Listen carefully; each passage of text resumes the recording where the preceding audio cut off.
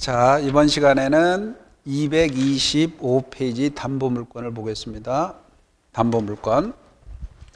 자, 담보물권.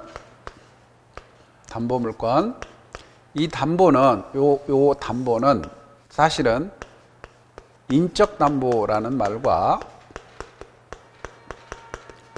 물적담보란 말이 나와요. 물적담보.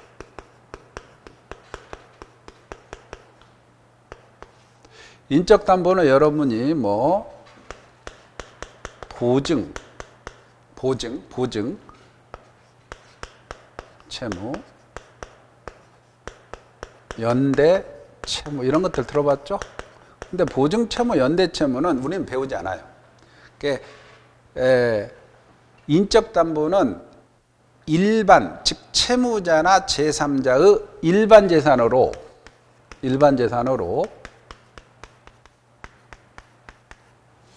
담보하는 거예요. 돈을 꾸었다. 그러면 채무자의 일반 재산. 근데 물적담보는 일반 재산이 아니고 특정 재산으로 담보하는 거예요. 특정 재산으로.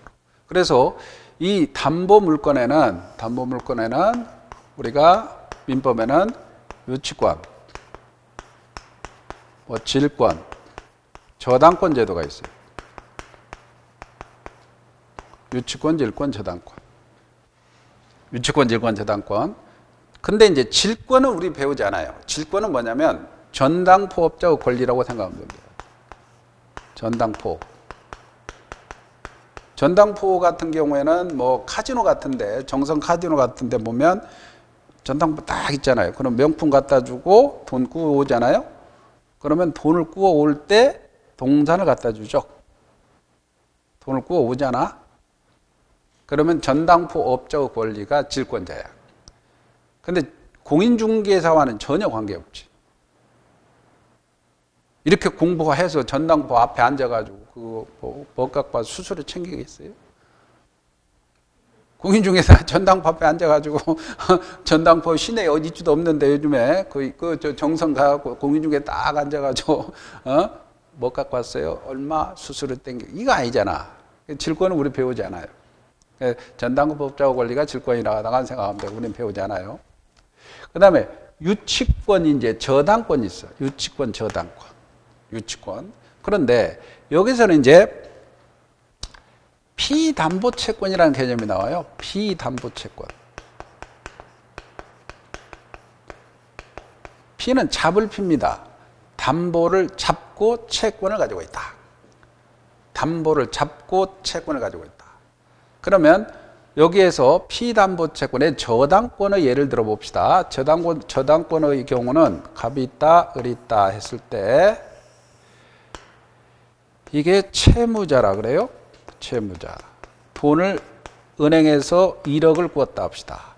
이게 은행이라고 보고. 그러면 은행에 돈 1억을 꾸어줄 때 은행 입장에서 본다면 채권을 가지고 있죠.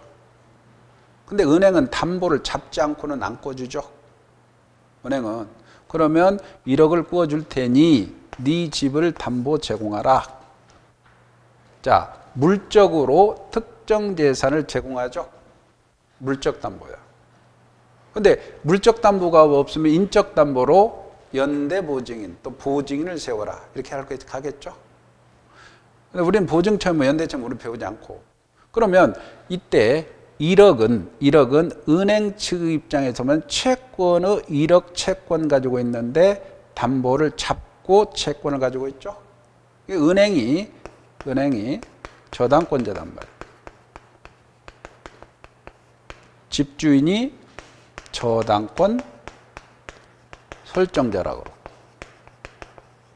알겠죠?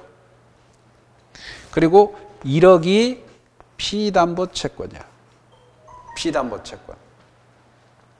그러면 은행 측면에서 채권이지만 채무자 측면에서는 피담보 채무가 되겠죠. 은행은 채권 가지고 있지만 돈 빌린 사람에서는 채무죠. 그러니까 피담보 채무, 피담보 채권. 아시겠죠? 피담보 채권이라는 것은 담보를 잡고 저쪽엔 잡히고. 그죠? 그러면 이게 보세요. 우리가 1억 있어. 피담보채권이 있기 때문에 저당권이 있죠. 피담보채권이 있기 때문에 저당권이 있죠. 부종성이라고 그래요. 부종성. 피담보채권이 있기 때문에 1억을 꾸었기 때문에 저당권이 있잖아요. 부종성. 돈을 꾸어줬기 때문에 저당권이 있는 거예요. 부종성. 그러면 이 피담보채권이 이전하면 저당권도 이전하겠죠. 은행 팔아먹어 이렇게 병한테. 저당권 팔아먹을 수 있죠. 그럼 먼저 이게 1억을 자 넘기고 그래야 저당권도 넘어오죠. 수반성이라는 거예요. 피담보채권이 넘어가면 저당권은 넘어가. 수반성. 담보물성의 특성이 자 피담보채권이 있기 때문에 담보물권이 있어. 부종성. 피담보채권이 넘어가면 저당권도 넘어가. 담보물 넘어가. 수반성. 그 다음에 이 사람이 9천을 갚았어요. 변제를 했어. 1,000만 원 남았죠. 1,000만 원 남았더라도 저당권은 절대 소멸하지 않죠. 다 받을 때까지 소멸하지 않죠. 그러니까 불가분성이라고 그래요. 불가분성. 일부가 있더라도 저당권은 담보물권 소멸하지 않아. 불가분성이요. 그 다음에 만약에 이게 화재가 난 거야. 화재가 이 목적물이 화재가 나서 보험금이 나와. 보험금이 나와. 그럼 목적물이 멸실했죠. 그래서 이 목적물이 멸실되거나 누가 훼손시키거나 국가에서 수용이 돼 있어. 공영증수가 돼버려요. 멸실돼서 보험금이 나오거나 훼손시킨다면 그 사람한테 손해배상 청구할 수 있죠. 공영증수가 되면 보상금이 나와. 그래서 멸실될 때는 만약에 보험을 들어놨어. 보험금. 누가 훼손시켰자. 그러면 그 고의과실이니까 손해배상 청구할 수 있어요. 공영증수가 되면 보상금이 나와. 근데 이게 없어지는데 대신에 저당권자는 가치, 교환 가치를 확보하는 거야. 그러니까 요게 끝까지 추적해. 저당권자가. 보험금에, 손해배상에, 보상금에 끝까지 추적해. 진한 사람이에요, 이거. 저당권은. 터미네이트야. 목적물이 멸실되고 훼손되고 공영증수 되더라도 저당권은 보상금, 손해배상, 보험금 그래 쫓아가. 이거를 물상대위성이라고 해요. 물상대위. 물이 없어졌는데 그 위에 보험금, 손해배상, 보상금이 있죠. 대위에서 들어가는 거예요. 담보물권. 그래서 이 담보물권의 특성이 부종성, 수반성, 불가분성, 물상대위성이 있다. 개념은 아시겠죠? 그럼 이제 자, 유치권. 이건 안 배우고 유치권을 봅시다.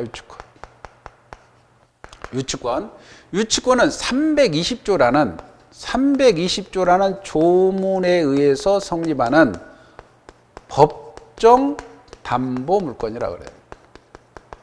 담보물권. 질권 저당권은 당사자가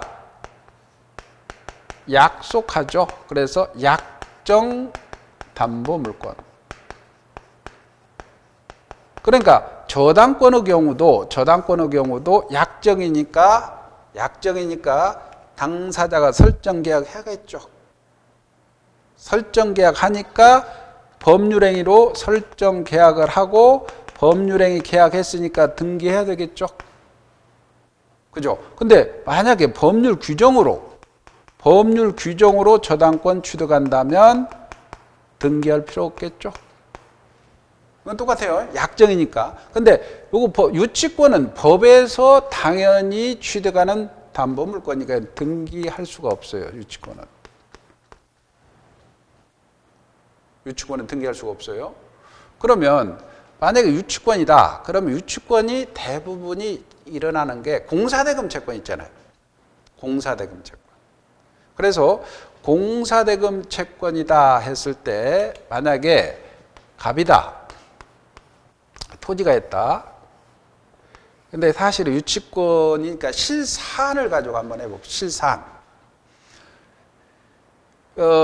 이 토지가 고령 사건인데 실제 일어났던 제가 법무법인에 있을 때 처리한 사건인데 갑이란 사람이 이 토지를 토목공사를 했어요.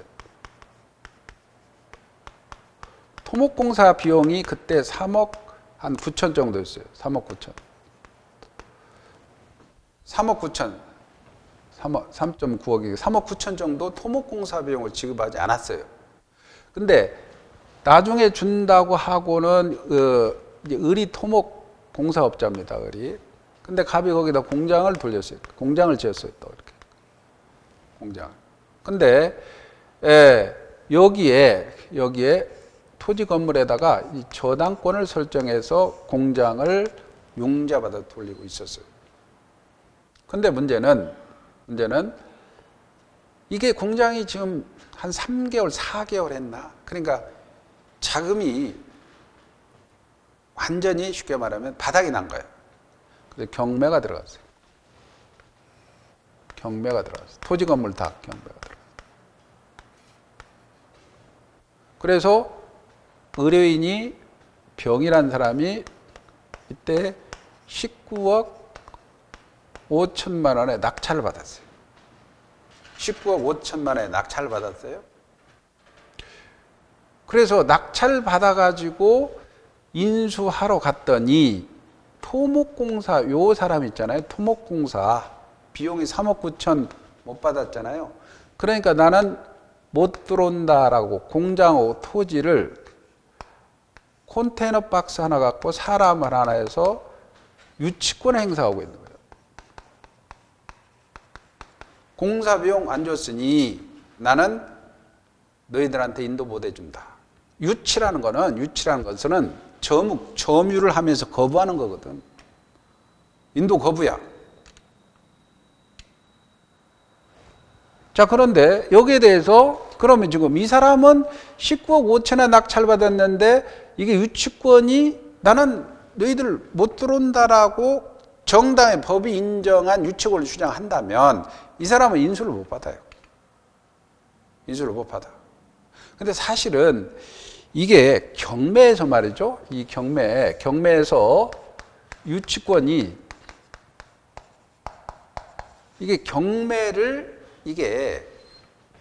경매에서 유치권을 가라로 있잖아요.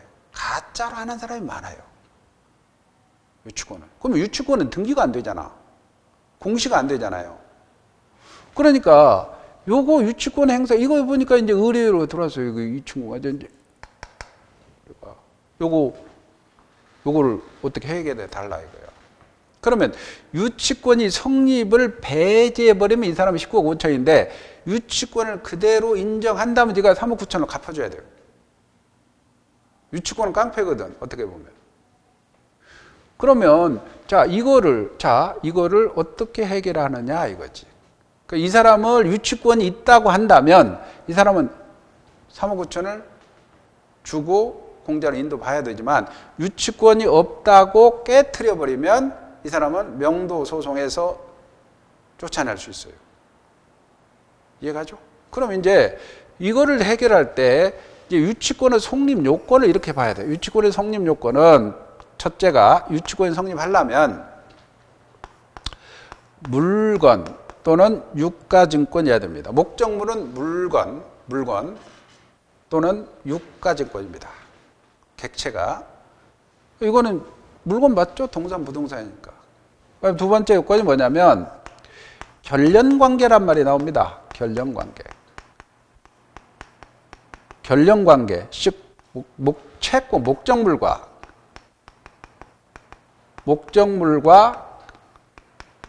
채권 사이에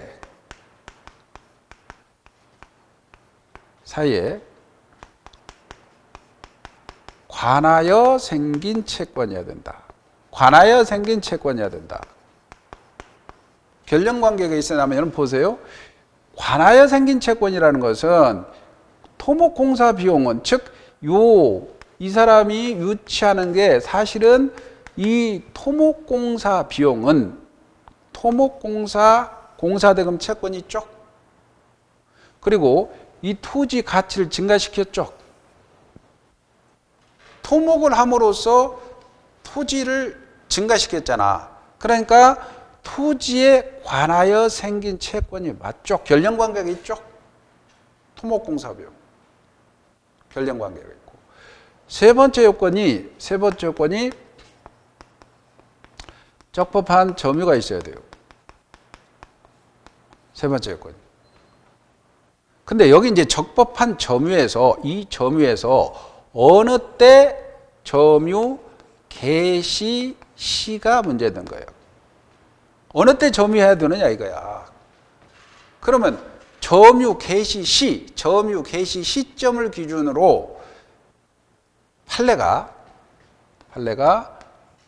경매 개시 결정 기입 등기 전까지 점유를 해야 된다는 거예요. 판례가. 그럼 경매 개시 결정 기입 등기 전이란 뭐냐면 보세요. 이 사람이 저당권자가 있잖아요. 경매를 청구하죠. 그러면 법원이 이제 각종 물건 조사하고 그다음에 감정 평가하고 그다음에 이걸 다 조사를 해요. 그래서 오케이 나면 경매 허브 결정을 해요. 경매를 해줄 거나 말 거냐. 그래서 허브 결정해서 경매 개시 결정하죠. 그러면 경매 개시 결정하면 동시에 등기소에 압류를 촉탁하고 압류하면서 및 경매 개시 결정 등기를 촉탁하게 됩니다. 부동산에, 요 부동산 등기부에. 그러면 이때 그 등기 전까지 점유를 해야 된다는 거야. 그러면 경매 개시 결정 이후에 점유를 해서 유치하고 있다. 그러면 요거는 요게 압류하고 동시에 들어가거든요.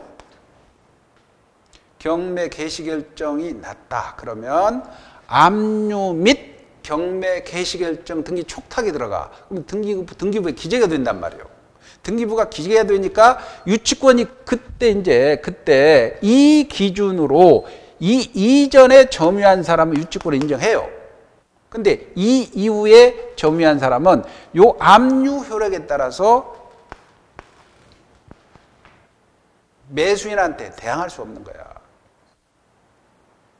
근데 이 경우는 유치권은 여기까지는 다 결정관계 있어. 여기 결정관계인데 유치권 성립해. 근데 만약에 경매 개시 결정 기입 등기 후 점유를 했다면 매수인에게 대항이 안 돼. 왜냐하면 압류를 먼저 해놨잖아요.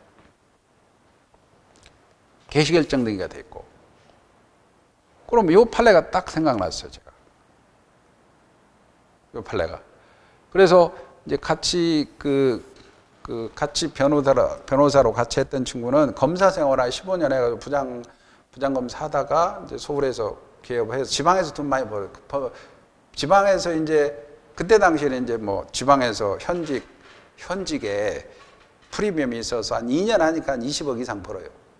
그럼 이제 거기 이제 한 2년 하면 다른 사람이 못 벗으니까 또 나와줘야 돼요. 걔들이. 그래서 그때 서울에서 이제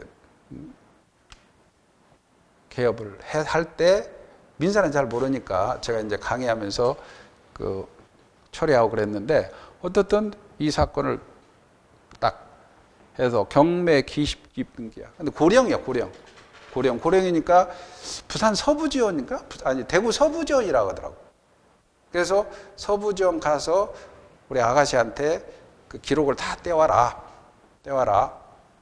그래서 기록을 떼왔어요. 떼왔는데 이게 이제 금액이 많잖아요. 근데 서류상에 보니까 이 사람이 물권조사서에 1차 유찰되고 2차 유찰 사이에 요 사이에 점유를 한 거예요. 요 사이에 점유한 거예요. 근데 이미 이전에 여기는 경매 개시 결정 등기 전, 요거는 한참 이전에 점유를 해야 되는데 한참 전에 점유를 한 거예요. 근데 요 분이 토목공사 요 비용 금액이 많잖아요. 그러니까 요 사장이 변호사를 선임한 거야. 변호사 선임했으니까 판사가, 그 사실 판사가 내가 기록 검토하고 이 친구 변호사한테 이거는 그냥 뭐 사건도 아니다. 왜냐면 이전이잖아. 그러니까 유치권 성립도 안 해요. 성립 주장했는데 이게 금액이 크다 보니까 변론을 열어주더라고. 판사가 불러요. 판사가 불러서 변호사 부르고 우리 변호사 불렀어요. 판사가 이제 이 쟁점이 뭐냐면 점유 시기가 언제냐. 요게 쟁점이거든. 그걸 물어본 거야. 여자 판사가 우리 변호사한테 그러더래요. 그쪽에 언제 점유했어요? 이 변호사가 멍청한 변호사가 1차 유찰되고 점유했습니다. 이렇게 말해버린 거야. 멍청한 놈이. 무슨 말 아세요? 그러니까 경매 개시 결정 전에 점유했습니다. 말을 그렇게 주장해야 되잖아요. 이 판례를 모르는 거야. 말만 그렇게 했어도 그게 가능한가요? 어떤 증거가? 근데 이미 다 있지. 기록 그 매각물건 명세에서 조사 시에 이미 조사할 때는 유치권 없었어. 그러니까 변호사가 그렇게 거짓말 해본들 이미 기록에 다 나. 근데 판사가 그거 다 볼 수는 없잖아. 변호사가 상대편도 그래도 주장을 해야 조롱을 붙이더라도 야 많이 받아들이죠. 수고 치야.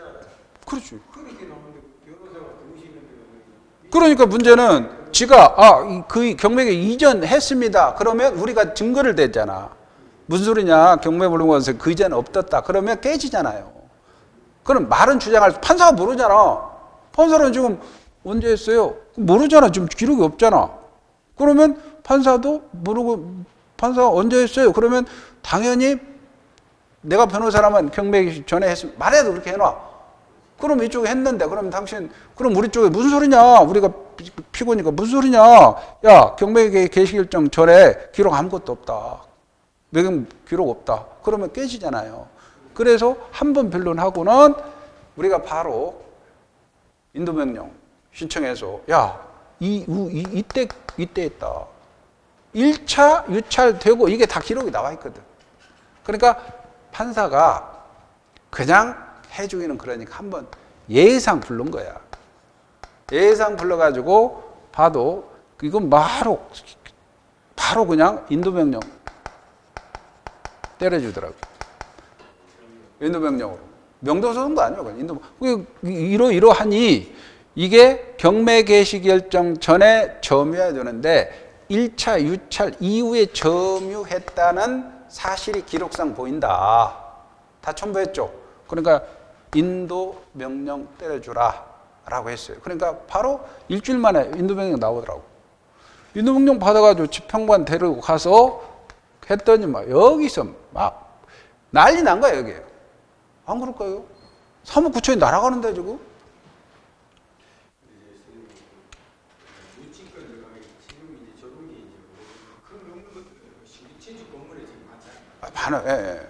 근데 만약에 이제 관련관계인데 목적으로 채권 사야 되는데 일단 이제 밥과 이제 토목공사 측에서 계약서이 있을 거 아니에요. 계약서이 있는데 공사비가 들어가다 보니까 뭐 이제 딴 사람들이 그 건물 담보에 차입을 섞였고 그 과정이 이제 차입이 서로 채권 채권 관계가 이제 되는 중에 경우는 없는데 근데 이 사람은 이제 그 채권 사이에 자기도 할게 많고 했는데 그렇다면은 공사한 업자도 이 봐가 뭐 이런 정도가 되면은 알아보고 빨리 해가지고 컨테이너를 박스에 그렇지. 아니면 그 건물을 예.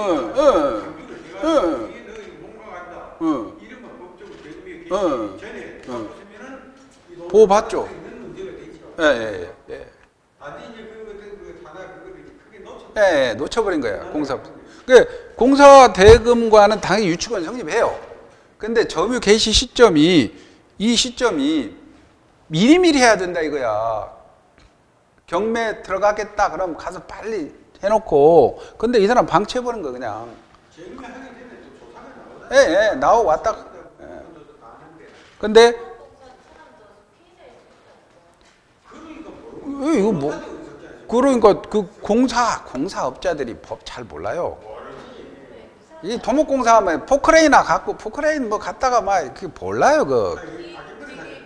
서류가 있어도 서류는 전혀 이게 도움이 안 되나 봐요. 아니 내가 사장이 그러니까 여기를 똑같은 피해병 권리도 여기 잘 맞는 다 하고 변호사도 다 똑같은 거 아니라. 똑같으면 이 변호사도 뭐 이게 모르더라니까. 아니 근데 변호사를 봐보면 솔직히 제가 그 소속된 데 가보면 변호사가 성경만 못하면 아니 오호 그 차량 관계는 택시 인상이 하면서 그런 게 있었는데.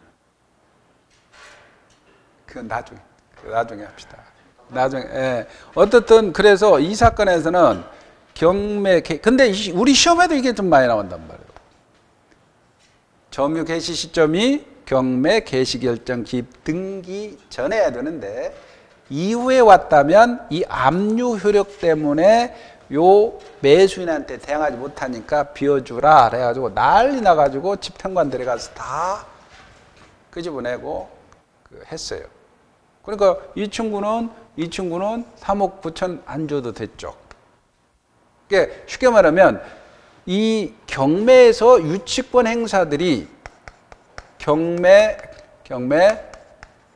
사실 질서를 문란시켜요.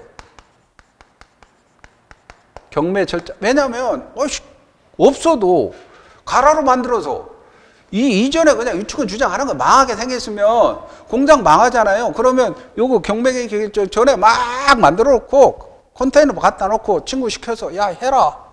그럼 경매 낙찰을 못하게 만들어 버리는 거예요. 그리고 낙찰을 쫙 떨어지게 만들어 놓고 친구한테 그때 받으라. 자기 아는 지인 받으라. 대부분 그래. 그러니까 경매 질서를 문란시키는 거예요, 유치권이. 내가 아는 그 지인 하나도 공장이 150억짜리인데 빚이 100억이요. 그러니까 경매에 들어가다. 근데 이제 경매 들어가게 생겼으니 거기다 조치를 다 해놓는 거야, 지금. 유치권 다 성립 못했게끔. 그럼 누가 들어와도 유치권 주장하고 있어. 요건을 다 만들어놔. 그러면 계속 유찰이 될 거 아니야? 유찰 될 거 아니야? 그러면 최저가로 서면 친구하고 자 받아라. 그래서 지금까지 했던 거 싹 깨끗하게 정리하고 다시 사업 시작. 그 경매 질서를 문란시키는 거예요, 유치권이 사실은. 그러니까 그 유치권이 경매 나중에 돈 벌 때 이게 유치권이 성립하느냐 안 하느냐. 성립하지 않는다. 그러면 이 경우 돈 벌었잖아요. 이 사람은 좀 망하고, 그지? 3억 9천 못 받으면 토목공사 비용 3억 9천 못 받으면 타격이 있을 거 아닙니까? 대충 유치권이 뭔지 알겠죠? 예. 자, 유치권은 자 바로 봅시다. 부정성, 수반, 물상대위성은 227페이지 봅니다. 유치권이라는 제도. 거기 320조라는 조문이 나옵니다. 320조. 타인의 물건, 유가, 증권을 점유한 자. 점유한 자죠? 점유해야 돼요.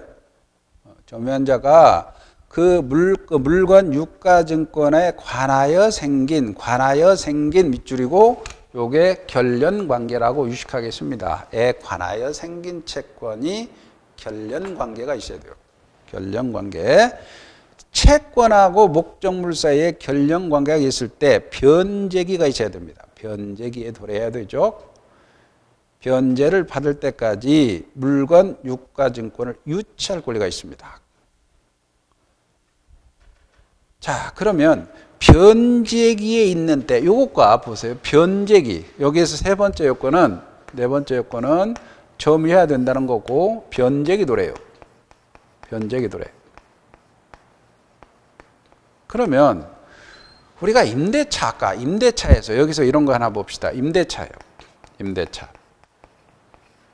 갑이라는 사람 있는데 건물이 있다 합시다. 이렇게 건물이 있는데 임차이냐 임차이냐? 그러면 대부분이 임차인은 아까 임대인한테 필요비, 유익비,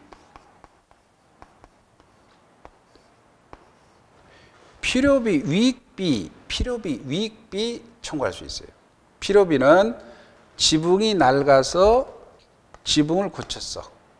비가 새서 50만 원 청구할 수 있죠. 재래식 화장실 수세시로 고쳤어. 100만 원 들어갔어. 유익비 청구할 수 있죠. 필요비 유익비 청구할 수 있어요. 필요비 유익비 청구할 수 있어요. 그럴 때 만약에 유익비에 관해서는 그러면 필요비 유익비를 안 준다 이거야. 임대차가 끝났는데 주인이 줘야 할 필요비 50만 원, 유익비 100만 원 안 준다. 그러면 자, 혈령관계가 있는 거야. 자, 보세요. 목적물에 관하여 생긴 채권이다. 쉽게 말하면 재산적 가치 증가시켰잖아요. 혈령관계 있어요? 점유도 이전에 점유했으니까. 변제기 도래했죠. 이 특권이 끝나면, 즉 임대차 끝나면 돈 줘야 되죠. 안 주죠. 그죠? 그랬을 때 비용 내놔라 라고 청구해서 안 주면 유치권 행사하는 거예요. 유치권 행사하는 거예요. 근데 이게 유익비가 한 500 정도에서 많이 됐다. 그러면 유익비에 관해서는 유치권 행사할 때 만약에 이 집이 경매가 들어왔어요. 이렇게. 경매 들어갈 수 있잖아요. 경매 들어갔죠? 그러면 경매 들어가서 경락 받은 사람에게도 유치권자는 비용 안 주면 못 주겠다. 대항할 수 있는 거예요. 유치권자는. 근데 이 비용이 너무 많으면 유익비용 경우는 법원에다가 한 2개월 주세요. 2개월 안에 내가 주겠습니다. 유예를 요청할 수 있어요. 2개월 유예를, 유익비만. 필요비는 안 되고. 2개월 유예하는 거예요. 그러면 그때 유치권은 아까 2개월이 유예됐으니까 2개월 지나야 변제기 도래죠. 법원 이렇게 2개월 주라라고 허락해 줬어. 2개월 지나 주라 허락해 줬으면 어떻게 됩니까? 유치권은 소멸하는 거예요. 변제기 도래가 이런 측면도 있다. 변제기 도래. 근데 네 번째가, 다섯 번째, 배제 특약이 없어야 돼요. 유치권은. 그래서 배제 특약이 없어야 되니까 320조, 아까 그거는 사실은 의무규정이에요. 의무규정. 그러면 대부분이 배제 특약을 하면 유치권 성립할 수 없어. 그러면 대부분이 여러분들이 임대차 계약 체결할 때는 특약사항을 반드시 넣어요. 공인중개사 알아서 특약사항으로 반환식 원상 복구해야 된다. 요 문구를 넣어요. 특약으로. 그러면 626조는 비용 626조, 이게 626조는 의무규정이거든. 강행규정이 아니야. 의무규정 당사 특약으로 배제할 수 있거든요. 그러니까 반환시 원상복구해서 반환해야 된다라고 특약을 해버리면 비용을 포기한 거로 보여요. 비용을 포기한 거로 보니까 유치권도 주장할 수 없죠. 이해가죠? 반환 시에는 원상복구해야 된다. 만약에 아파트 전체를 산다. 또 주인한테 얘기를 하고 고쳐야 되는 거 아닙니까? 그렇지. 대부분이 그런데 이거는 비용이 얼마, 예를 들어서 보통 화장실에 없으면 어떤 사람이 반신욕을 굉장히 좋아하는 사람이 있어. 그죠? 그럴 경우에는 욕조를 하나 집어넣는다. 그런데 주인한테 허락 얻어도 되고 안 얻어도 비용 청구할 수 있는 거예요. 그래 주인이 그 전세 놓고도 확인할 필요가 있네. 그렇지. 그러니까 그걸 하기 싫으면 주인들이 확인하기 싫으면 특약 넣는 거야 이렇게. 원상복구해야 된다. 그러면 그렇지. 네가 어떻게 사용해도 돼. 근데 너 비용 청구 못해. 이거 봐라. 그럼 이거 당연히 해야지. 당연히. 임대차. 만약에 이제 임대차 임차인 간에 있을 때 필요비 유익비를 할 때 이 사람은 그 박대표는 결정 관계가 있어가지고 이렇게 세 번째 적법관 점유. 그래서 이 사람이 그 임차인 나와버리면 안 되네. 집에서 있어야 돼. 그렇지. 있을 때 이제 법이 참. 만약에 이 사람이 나와 당신 나중에 줄게 뭐 말로 해가지고 그럼 나와 보고는 그거 안 되지. 그런다는 끝이지. 예, 그렇죠. 임차인이 그딱 강조하고 있을 때. 그렇지. 유치권이라는 거야. 못 준다. 못 준다. 그렇지. 점유가 있어.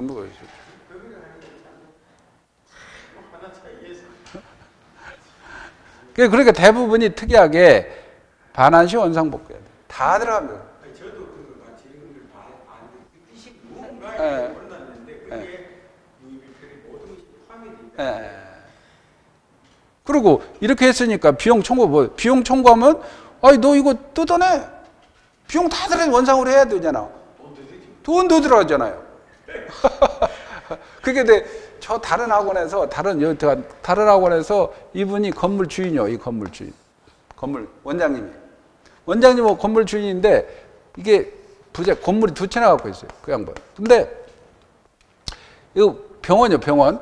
병원이 들어왔는데 인테리어 하고 들어왔잖아요. 근데 5년간 비용을 차임을 안 올렸어. 병원이 어렵다 하니까. 그래서 5년 지나서 이제 비용을 올려주세요. 그러니까 이 병원 원장이 사정하면 될 거 아니에요. 주인 좋으니까. 근데 사정이 어려운데 어쩌란 말이요. 그렇게 버텨버린 거야. 그러니까 이 주인이 상당히 자존심이 강한 사람이거든. 자기도 고려대 뭐 나왔고. 근데 꿀리지 않는 나는 돈도 있고 그게 봐줬는데 나가라고 그래.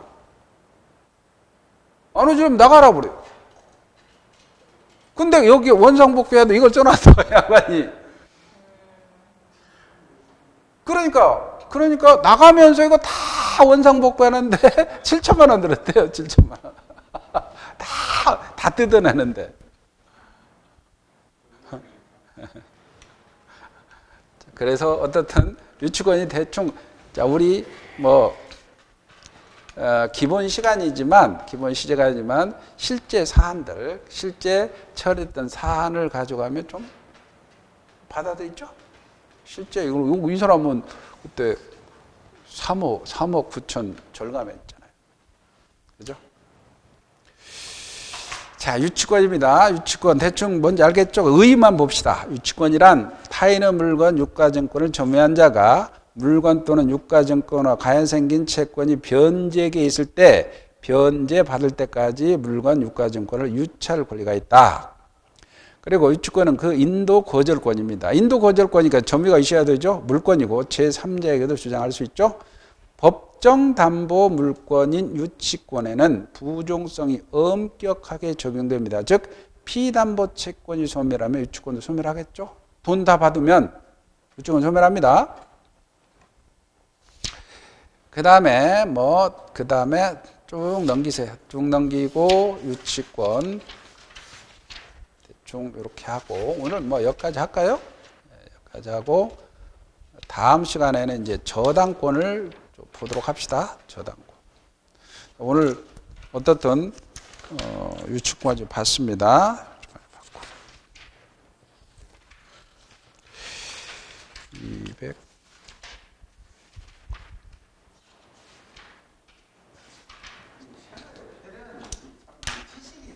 예?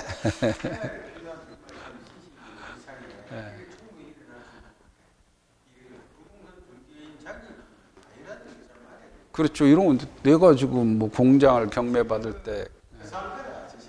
예, 예. 그 뜻이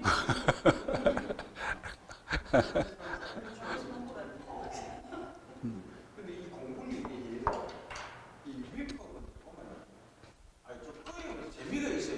왜냐하면 생활하고 정말 얘기 들어야 돼요. 남한테 얘기 들어요. 이거 공법이나 이게 전부가 그 부동산 중개할 때로 위법 자체가 어릴 때 가는 재미가 있고. 제가 그걸 유발시키기 위해서 실제 사안 가지고 제가 처리했던 사건들을 자꾸 해주면 이건 바로 실제 있잖아요. 그러니까 너무 이런 걸 안 해버리면 민법도 그냥 뜬구름 단다. 이렇게 해서 오늘 여기까지 하도록 하죠. 네.